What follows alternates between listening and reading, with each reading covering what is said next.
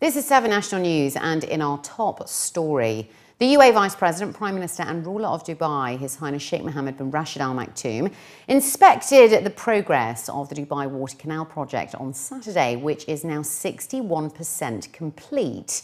Upon arrival, His Highness Sheikh Mohammed was received by the Director General and Chairman of the Board of Executive Directors of the Road and Transport Authority, His Excellency Matar Al Taya, who revealed that the completion rate of bridges on the Sheikh Zayed Road has topped 70% and are expected to be finished by next August.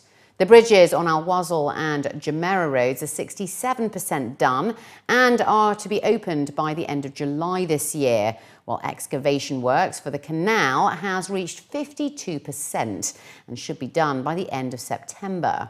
His Highness Sheikh Mohammed also reviewed designs for a walkway, running track, patios featuring interactive screens, sitting areas overlooking the canal, state-of-the-art innovative lighting, which can be controlled via a smart app, as well as landscaping works.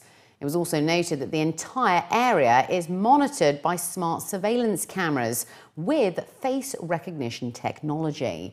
The works also include the installation of smart Wi-Fi systems so that the RTA can interact with social media through 3G technology. And additionally, the UAE Vice President, Prime Minister and ruler of Dubai, His Highness Sheikh Mohammed bin Rashid Al Maktoum, published a book on the UAE project to explore Mars, which includes various stages and the reason behind the UAE's decision to launch it. His Highness Sheikh Mohammed's introduction also discusses the history of the exploration of Mars, as well as the benefits to humanity. By 2021, the average monthly mobile data consumption of an individual will be 10 times more than it is today, reaching 8.5 gigabytes with the introduction of 5G. That's according to industry experts who attended the Changemakers Forum in Dubai today. Organisers of the forum and officials representing the global communication technology and services company Ericsson stated that the networked society and internet communication technologies are transforming the way people work and communicate in their daily lives. It was highlighted that it took a full 100 years to reach 1 billion connected devices by the year 2000. But their estimates suggest that by 2050, over 50 billion devices around the world will be connected digitally, transforming the way business is done in the future. In his opening remarks, the founder of Wikipedia, Jimmy Wales, stated that in 20 years from now, massive connectivity will transform society like never before, where every single person on the planet will have free access to the sum of all human knowledge. The founder of the Free Encyclopedia revealed that in the local context, Arabic Wikipedia has 403,743 articles, and recently a record number of active editors from the MENA region have passionately contributed by making their voices heard on various issues of local importance. We have a great community, so they come together. Regional meetups and things like that are always very important. People sharing ideas. One of the things that we think is very important is our partnerships with galleries, libraries, museums. One of the historical problems that has improved quite a bit has been the number of things that are translated into Arabic, sort of major famous intellectual books and things like that. It used to be very, very bad that very, very few things were translated into Arabic. That has improved substantially, but it's still, there's a long way to go. And so for the editors who want to find good quality sources, obviously having a lot of materials in their own language is very helpful. It was mentioned that the effects of digital technology are spreading far beyond the ICT industry and transforming other sectors, while also having a fundamental impact on our lives. Some of the latest trends and behaviours found among users of digital technologies was how smart sensing homes will simplify our lives, making the possibility of a smart city a reality. My impression is what I built the mission of Refunite around, which is two words, empowerment and dignity. The access to knowledge brings you empowerment, and the opportunity to learn what makes your life better and what you can do to act on your own behalf gives you dignity. And I think the combination of those two will be found through the access to information that a mobile phone gets you. And this is not to say that it's a silver bullet that's going to solve all the world's problems. Let's stay in mind the fact that still we're going to see a lot more smartphones over the next 5 years. You're still looking at 900 million people who are illiterate across this world. How do we serve them? How do we build technologies that focus on the sort of the bottom of the pyramid so that we capture everybody and give them a democratic access to their information about who am I, what can I expect, what can I learn, and what can I achieve?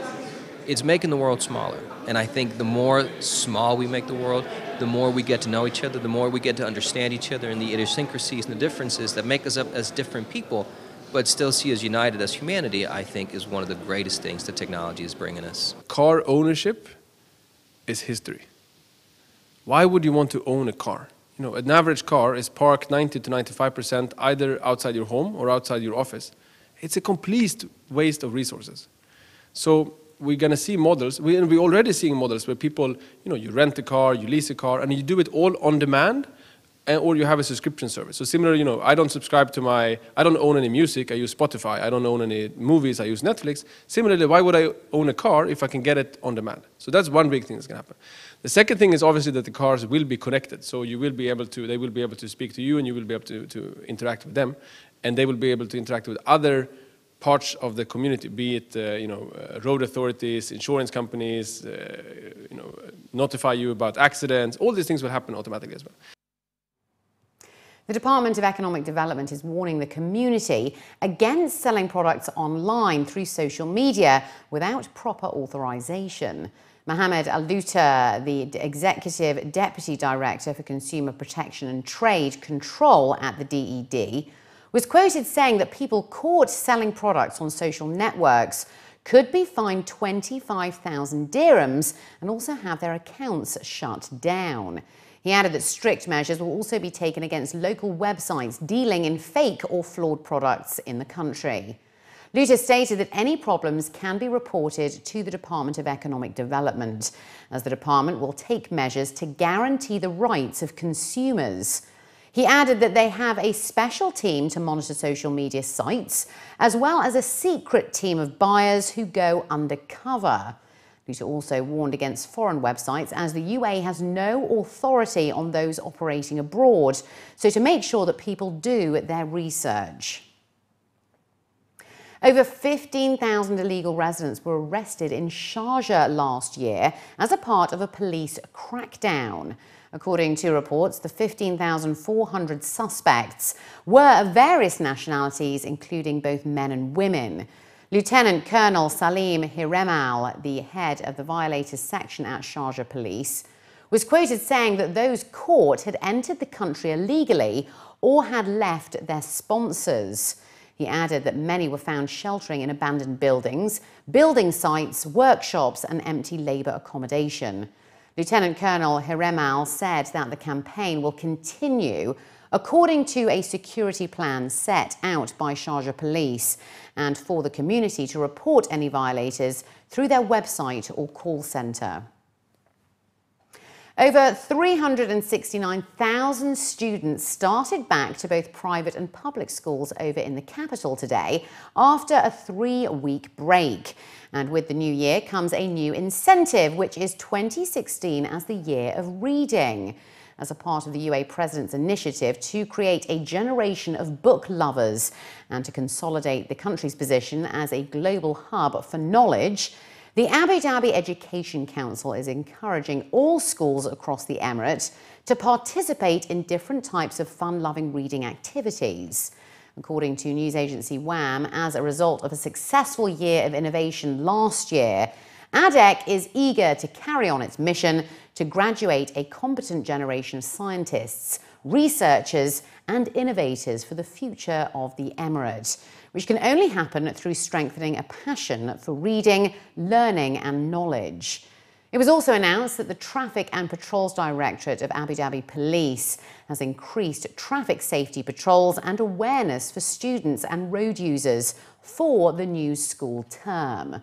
Motorists and parents are being urged to stick to the speed limits and to make sure that children are safely strapped in. The Smart Government programme at the Ministry of Interior has launched an instant messaging service as a part of the new design of its app for smartphones. According to the authority, the initiative looks to further promote communication with customers by answering their inquiries and receiving their suggestions, observations and complaints regarding smart e-services. Lieutenant Colonel Faisal Mohammed Al-Shimari, the Executive Director of the Ministry's Smart Government programme, said that the instant messaging service also boasts features for people with special needs, including a synthesised speech output that describes the applicant's content for the visually impaired, as well as colour-changing features for the colourblind. And finally, looking to other news now, registrations for riders and volunteers who wish to join the 6th annual Pink Caravan ride are now open and will close on the 22nd of January. The Hire Organising Committee made the announcement, adding that the annual 10-day horseback trek through all 7 Emirates will kick off from Sharjah on the morning of Monday the 7th of March in order to raise awareness about the importance of early detection and to offer free breast cancer screenings.